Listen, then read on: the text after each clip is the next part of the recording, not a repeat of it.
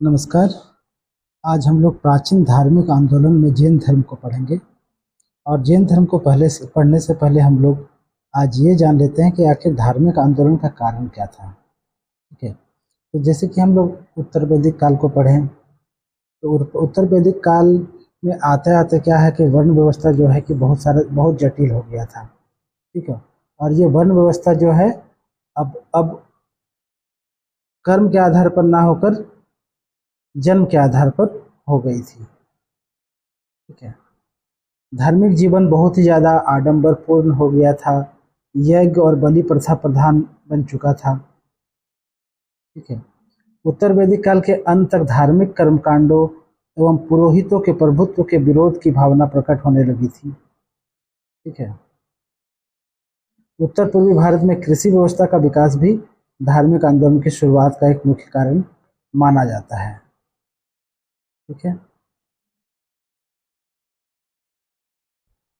अब हम लोग जैन धर्म की ओर आते हैं। तो जैन धर्म की स्थापना की हम बात करें तो जैन धर्म की स्थापना का श्रेय जैनियों के प्रथम तीर्थकार ऋषभदेव को जाता है। जैन धर्म को संगठित करने एवं विकसित करने का श्रेय वर्धमान महावीर को दिया जाता है। जैन धर्म के प्रथम तीर्थकार ऋषभदेव या आदिनाथ थे।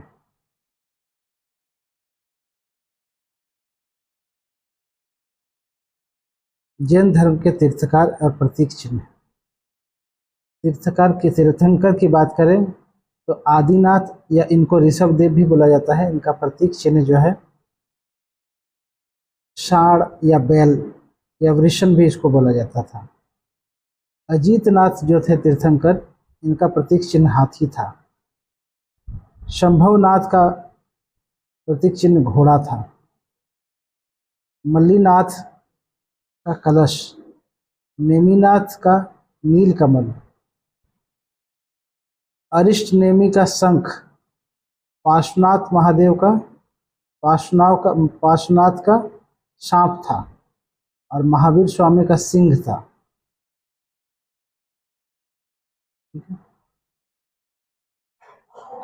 तो हम लोग आदिनाथ के बारे में बात कर लेते हैं।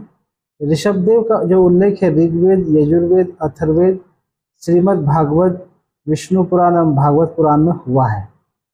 ऋषभदेव का जन्म अयोध्या में हुआ था और इनकी मृत्यु जो है अठवई पर्वत अर्थात कैलाश पर्वत पर हुई थी। ऋषभदेव का प्रतीक चिन्ह सांड है। अब अब अब पार्श्वनाथ की बात करें तो इनका जन्म वाराणसी में हुआ था और जिनके जो पिता थे पार्श्वनाथ के वो वाराणसी के राजा अश्वसेन थे। इनका माता का नाम वामो देवी, पत्नी प्रभावती। ज्ञान प्राप्ति जो है समवेत पर्वत पर हुआ था और शरीर त्याग इनका जो है पार्श्वनाथ पहाड़ जो झारखंड में स्थित है, ठीक है, वहाँ हुआ था। पार्श्वनाथ के अनुयायी निग्रंथ कहलाते थे। अब हम महावीर स्वामी की बात करें तो ये जैन के 24वें तीर्थंकर एवं जैन धर्म के वास्तविक संस्थापक थे। इनका जन्म 540 ईसा पूर्व। इनका जन्म स्थल जो है कुंडग्राम, पिता का नाम सिद्धार्थ, जो वज्जी संघ के ज्ञातिक कुल के माने जाते थे। इनकी माता का नाम त्रिशूला, जो लिच्छवी वंश के शासक चेटक की बहन थी। पत्नी का नाम यशोदा, पुत्री का नाम प्रिय दर्शना, जिनको अनुज्जा नाम से भी जाना जाता था। इनका दामाद का नाम जामाली, जो इनके दामाद जो है महावीर स्वामी के प्रथम शिष्य थे और प्रथम विरोधी भी थे। ठीक है, महावीर स्वामी के बचपन का नाम वर्धमान था, वर्धमान महावीर, है ना। ज्ञान की प्राप्ति की बात करें तो ज्ञान की प्राप्ति इनको जम्भिक गांव रिजुपालिका नदी के तट पर हुई थी, एक साल वृक्ष के नीचे। ठीक है, इनका प्रथम उपदेश राजगृह में वितुलाचल पर्वत पर बैठकर इन्होंने प्रथम उपदेश दिया था। इनके निर्माण की बात करें तो पावापुरी राजगृह में मल्ल मल्ल गणराज्य के प्रधान शस्तिपाल के यहाँ 468 ईसा पूर्व में हुई थी। अब हम जैन धर्म के पंच महावृत्त को देखते हैं। तो सबसे पहला है अहिंसा। अहिंसा का अर्थ जीवों की हिंसा नहीं करना। सत्य यानी सदा सत्य बोलना। अपरिग्रह, अपरिग्रह का मतलब है कि संपत्ति को एकत्रित नहीं करना। अस्तेय, अस्तेय का मतलब चोरी नहीं करना। और ब्रह्मचर्य, ब्रह्मचर्य का मतलब स्त्री से संपर्क ना बनाना। और ये जो पांचवा है ये महावीर स्वामी ने जोड़ा था, है ना। जैन धर्म के त्रिरत्न की बात करें तो सबसे पहला है सम्यक ज्ञान यानी वास्तविक ज्ञान। दूसरा है सम्यक दर्शन यानी जैन तीर्थंकरों तथा उनके उपदेशों में दृढ़ आस्था तथा श्रद्धा रखना, सत्य में विश्वास रखना। और तीसरा था सम्यक चरित्र यानी इंद्रियों और कर्मों पर पूर्ण नियंत्रण रखना, है ना। जैन धर्म की मान्यताएं की बात करें तो जैन धर्म में अहिंसा पर विशेष बल दिया गया है। जैन धर्म में कृषि एवं युद्ध में भाग लेने पर प्रतिबंध लगाया गया है। जैन धर्म जो है पुनर्जन्म और कर्मकांड में विश्वास, कर्मवाद में विश्वास करता है। जैन धर्म के अनुसार कर्म फल ही जन्म तथा मृत्यु का कारण है। जैन धर्म में वर्ण व्यवस्था की निंदा नहीं की गई है। जैन धर्म संसार की वास्तविकता को स्वीकार करता है ना। सृष्टिकर्ता के रूप में ईश्वर को स्वीकार नहीं करता है। जैन धर्म में देवताओं के अस्तित्व को स्वीकार किया गया है परंतु उनका स्थान जिनसे नीचे रखा गया है।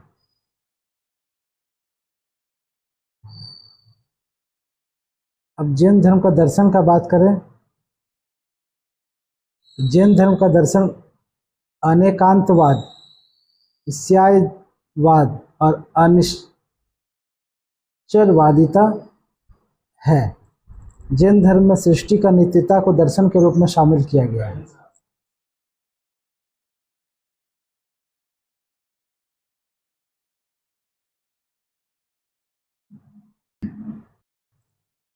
जैन धर्म का हम दर्शन की बात करें तो जैन धर्म का जो दर्शन है अनेकांतवाद, शायदवाद और निश्चरवादिता है। जैन धर्म में सृष्टि की नित्यता को दर्शन के रूप में शामिल किया गया है। जैन धर्म ईश्वर एवं वेदों की सत्ता को अस्वीकार करता है। जैन धर्म मोक्ष और आत्मा को स्वीकार करता है। ठीक है, अब देखिए यहाँ पे है कि शायदवाद और अनेकांतवाद को सप्तभंगी सिद्धांत भी कहा गया है। याद रखिएगा आप लोग, सप्तभंगी सिद्धांत। अब अनेकांतवाद का अर्थ हम लोग समझ लेते हैं कि जिस प्रकार जीव भिन्न भिन्न होते हैं उसी प्रकार उनमें आत्माएं भी जो होती हैं वो भिन्न भिन्न होती है। इसके अनुसार आत्मा को परिवर्तनशील मानता है।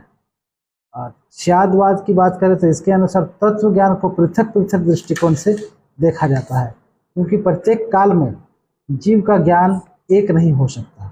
ज्ञान की विभिन्नताएं 7 प्रकार से हो सकती है, अतः यह दर्शन सप्तभंगीय भी कहा जाता है।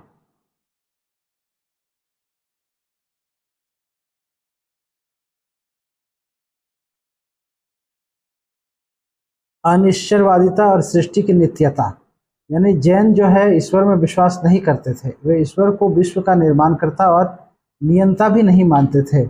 उनके अनुसार सृष्टि आदिकाल से चलती आ रही है और अनंत काल तक चलती रहेगी। यह शाश्वत नियम के आधार पर कार्य करती है।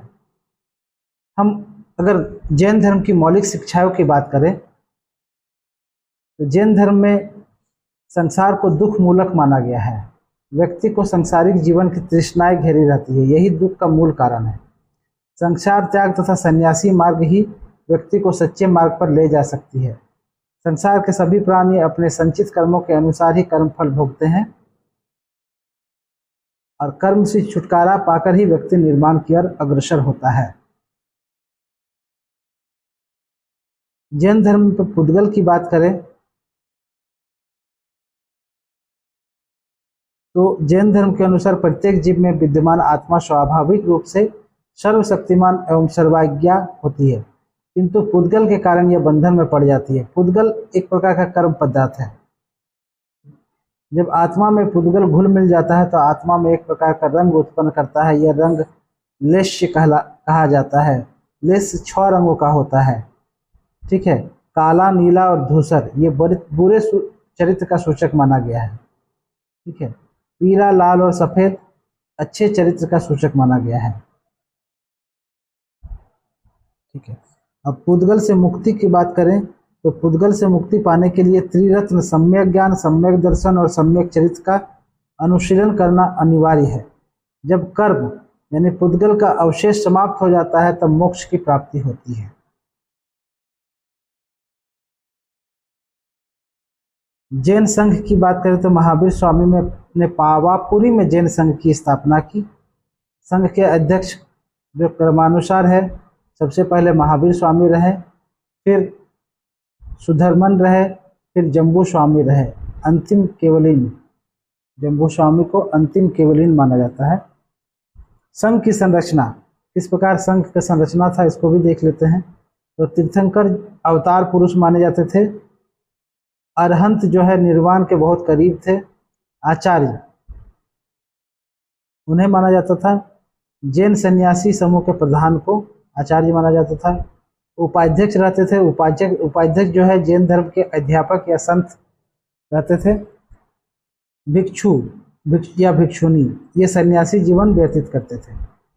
श्रावक श्राविका ये क्या था, ये गृहस्थ होकर भी संघ के सदस्य थे। जिनको जो गृहस्थ होकर भी संघ के सदस्य थे उनको श्रावक या श्राविका कहा जाता था।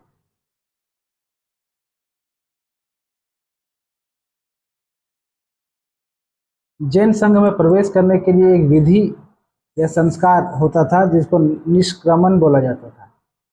जैन संघ में ऊंच नीच और अमीर गरीब का कोई भेद नहीं था। चंदना क्या था, यह भिक्षुनियों के संघ की अध्यक्षता थी। और चेलना ये श्राविका संघ की अध्यक्षता थी, है ना। अब देखिए, अब श्वेतांबर और दिगंबर में हम लोग अंतर देख लेते हैं। श्वेतांबर क्या होते हैं, मोक्ष प्राप्ति के लिए वस्त्र त्याग आवश्यक नहीं है, ठीक है। लेकिन दिगंबर में मोक्ष त्याग के लिए पूरा वस्त्र वो त्याग देते हैं, ठीक है। स्त्रियां मोक्ष की अधिकारी नहीं है श्वेतांबर के अनुसार, लेकिन दिगंबर के अनुसार श्वेतांबर के अनुसार स्त्रियां जो मोक्ष की अधिकारी है, लेकिन दिगंबर के अनुसार स्त्रियों को निर्वाण संभव नहीं है। केवल्य के श्वेतांबर में केवल्य के बाद ही भोजन की आवश्यकता होती है, लेकिन दिगंबर में केवल्य के बाद भोजन की आवश्यकता नहीं। श्वेतांबर मतानुसार महावीर स्वामी विवाहित थे, लेकिन दिगंबर के मतानुसार महावीर स्वामी जो है कि अविवाहित थे, ठीक है।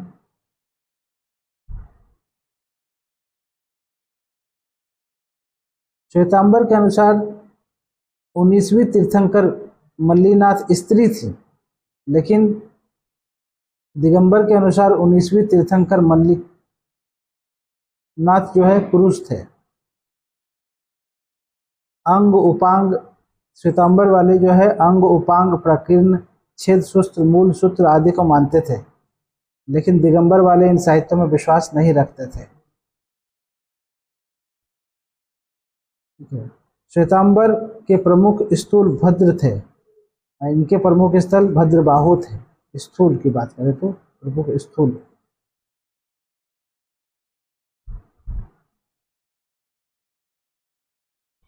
श्वेतांबर और दिगंबर संप्रदाय के उप संप्रदाय की हम बात करें तो श्वेतांबर जो थे तो पुजेरा, मूर्ति पूजक, डेरावासी, मंदिर मार्गी,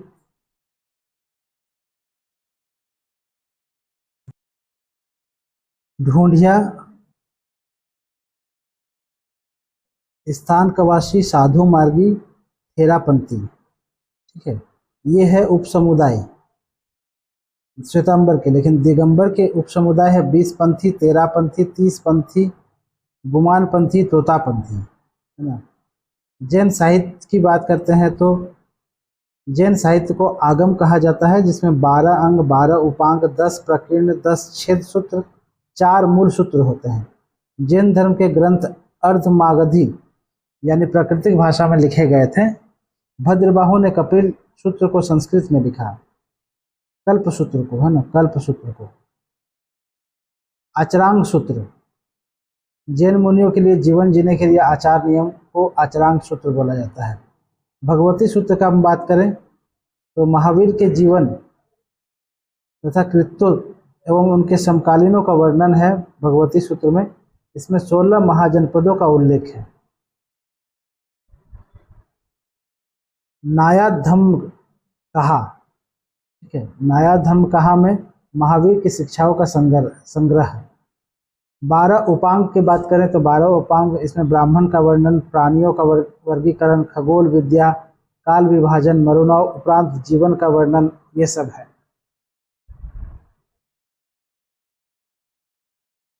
दस प्रकीर्ण की बात करें तो जैन धर्म से संबंधित विषयों का वर्णन इसमें 10 प्रकीर्ण में है। 6 छेद सूत्र की बात करें तो इसमें भिक्षुओं के लिए उपयोगी नियम तथा विधियों का संग्रह, ठीक है।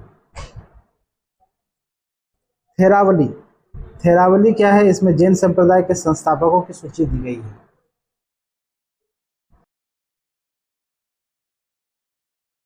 नादी सूत्र और अनुयुग सूत्र की बात करें तो जैनियों के शब्दकोश है। इसमें भिक्षुओं के लिए आचरण संबंधी बातें हैं, ठीक है। अन्य जैन ग्रंथों के बारे में जान लेते हैं।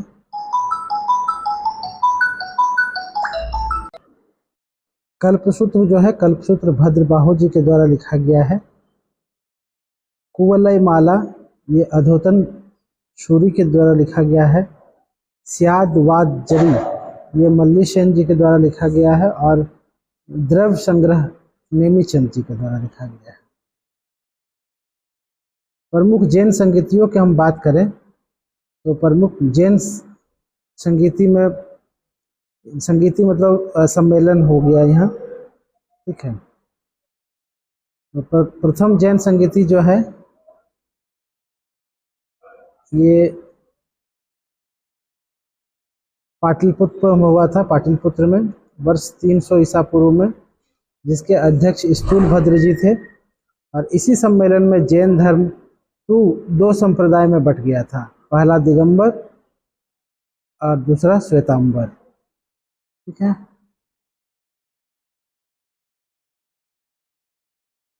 द्वितीय संगीति की बात करें तो ये वल्लभी गुजरात में आयोजित हुई थी वर्ष 1212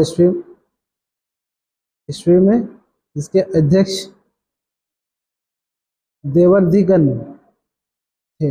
इस सम्मेलन में क्या हुआ कि जितना भी बिखरा हुआ ग्रंथ था जैन संप्रदाय का, उसका संकलन किया गया था।